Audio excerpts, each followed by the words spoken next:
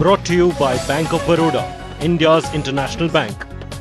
Air India, a Star Alliance partner. Himalaya Tentex Royal for men's power and health.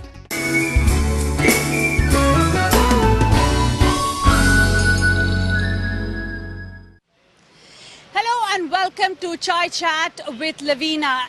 This year is going to mark 100 years since women in the UK got the right to vote. But it was not till 1928 that women had equal rights to vote as men did. So before only women above 30 could vote, but now it's all equal. And now 2017 snap polls, for whatever good it did one thing. It did give us the maximum number of women MPs, close to about 200. But more important for us, it gave us our first women Sikh MP. There are close to 500,000 Sikhs here already in the UK. We should have had that before, but we got it now and we are happy with it. And here I have, premiering on my show, thank you very much, Preet Gill. Congratulations. Thank you so much. You have done all of us proud.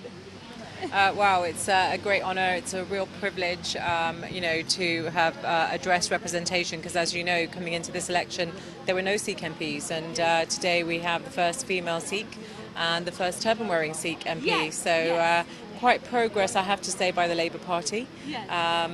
Because they made a very clear commitment. Tom Watson and Jeremy Corbyn very clearly said that they wanted to address representation, and not just for Sikhs, but also for working class communities as well, making sure gender parity. I think Labour Party have done phenomenally well at 45% of MPs being female, 119. It's a wonderful time to be in Parliament, I have to say. And also the BMEA candidates have done very well. So I have specifically chosen the Parliament Square, the Gandhi statue, and also to just mark your celebrate. Otherwise, I would have taken you to a restaurant. We're very fond of eating on this show. Oh, right. So should we walk today a little bit? Yeah, I can do with some walking. Yeah, no as much as I eat. So come along, Preet. Tell me, I read when you got the result, soon after that, you went for a school run? Yes. Is that correct? Yes. I mean, by the time I left the sort of count, it was at 5 o'clock in the morning. Yes. And, lots of requests for media to attend, the channels.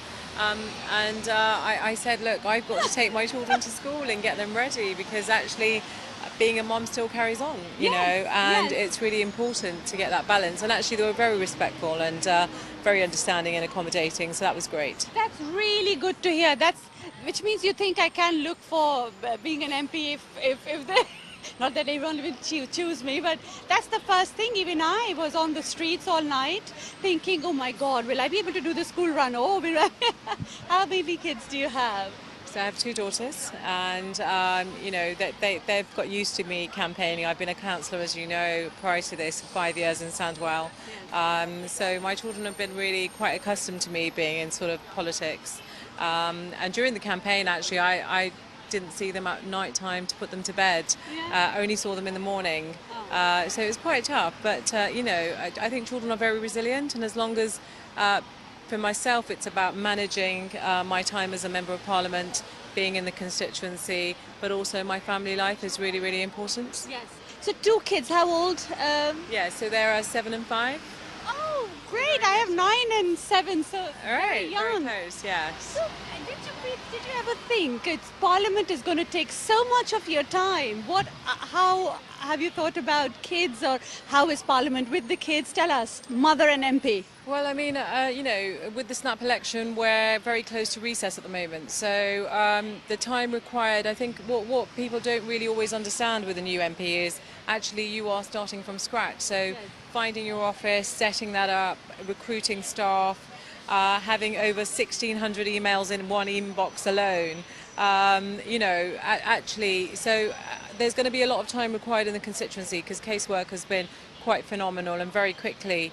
And I'm really conscious that we get our staff set up in our office so we can manage that, and people feel that absolutely we're being able to respond in a timely manner to the issues that they have raised.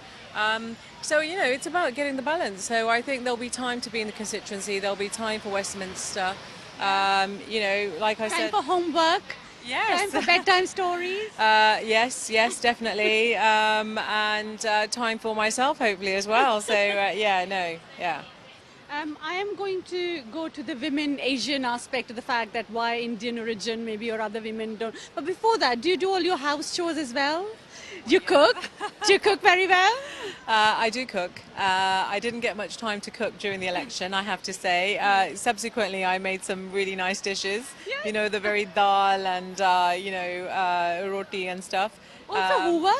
You do Of all course, of yes. that? Oh my I still God, do see the what? housework, still do cooking here and there, not as much as I used to. Yes. But yeah, it's still really important to be, I think for me, to be, the woman, the mother, the wife. I think those things are really who I am as well, so that they are very integral to me. So tell me, Asian women you said, and let's talk of Indian origin women because we get very confused with Asian then. Why do you think they are less in number in the parliament? Well, I think actually diversity has increased. I mean, we've seen that this time during this election period. But even then, obviously, it's not where it needs to be. And I think it's interesting. I've done through the Sikh network. We've done 3 women in politics events to try and engage more women from BME communities to come into politics. It's interesting that a lot of the questions that I am regularly asked are, how do you manage the competing priorities of your job and being a mum and being a wife? And I say to people, look, you can become a councillor and do your job, depending on where you stand in terms of when the meetings are held. Most of them being in the evening, so they don't really impact your day job. So I think there's a lot of barriers, that prevent women. I think also the Asian community hasn't always in this country been pushing their children towards a career in politics. It's always been the very traditional, become a doctor, have a business, or pharmacist, or those kind of professions. But I think that is actually shifting, and certainly when I was campaigning, I was really pleasantly surprised to talk to lots of young people from the Asian communities, Indian subcontinent and Pakistan, talking about actually, that they're really quite invigorated and quite keen to think about a career in politics, which is very, very good. Definitely. A very quick question on your background as well, because you come from, you very proudly said your dad drove number 11. You're doing very well with the children of people who have been at the TFL or the buses, with the mayor and now you. Well, Sadiq Khan is the son of a bus driver. I'm certainly the daughter of a bus driver. But I think my father was a lot more than that, actually. So when we were growing up, my father was always talking about what you give back. He came from India quite young and he wasn't able to complete his education. So for him, education was a very big thing in our family, and he really pushed us, brothers and sisters, to be aspirant and to achieve. But actually, he did a lot of relief work. He was in Romania during the crisis in the late 70s, giving aid work. I remember him packing boxes, and we were saying, "Where are you going, Dad?" And that's what he did. And then he became the president, the longest-standing president of the Smethwick Gurdwara in Sandwell for 18 years. He was very supportive during the miners' strike. Which was, brilliant. That's just how my father was. And he also set up a Smart Sadar committee. Oh, I see. I like that, Smart Sadar. Yeah, so women in the 80s that come from India, married, somebody from here, if they had any problems, a lot of them used to come to my father, and he used to say, actually, we should set up a committee. And I remember once going with my father to somebody's house where there was this conflict, and him actually finding a resolution and doing social work actually without so you got it from there. Yeah, it really, solve problem, see the smile on the people's face when the problem is solved. Yeah, absolutely. And, that's quite phenomenal. And in the 80s, there was a recession in Sandwell. I remember my father started that concept of a food bank by distributing cheese in the whole of Sandwell. I remember everybody just eating cheese toasties and cheese and potato pie for God knows how long. But that was the kind of person really actually my father was. And you're right, so a lot of the inspiration of coming into politics really were down to him and his contribution that he made. And whilst I lost him 3 years ago, and during this campaign, during his passing away, it was amazing to hear how many stories about people he'd helped and lives he'd touched. and that was just really resonant of who he was, and I feel really lucky to have had him. And what his daughter did eventually, and maybe what your daughters will do seeing you. It's amazing what, and he's there for you, Preet, and I'm sure when you won and called your people in Punjab, the first thing I think you were told your father will be very happy, and he was. Yeah. And he was. I am so sure, my father is not here, but I know he's constantly watching. Yeah, no, definitely. I mean, I certainly, when I was door knocking in the constituency, the amount of people that said, we know your dad, and, you know, told me stories, he was always there, you know, because actually he would have been in my campaign. But the fact that he was still being remembered and still being talked about was really a beautiful moment for me. And it was his dream for me to become a member of parliament, Yes, really. it was him in you that led you to politics. That is what is his in you. Yes, no, definitely. It was him, and also the late Lord King.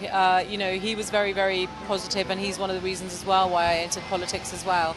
And I've had immense support from the Labour Party as well. You know, my leader in Sandwell Council, Tom Watson, he's deputy leader and an MP there. I just feel really lucky. Brilliant. So I'm going to wind up this section, which was all about you. We're going to quickly, in the second section, and I know you have to go to the PNQs, talk about your priorities and what your plans are. So thank you for joining us. Please stay tuned on Chai Chat, because we still have to talk to Preet Gill, our first women Sikh MP in the Houses of Parliament, about her priorities. So stay tuned on.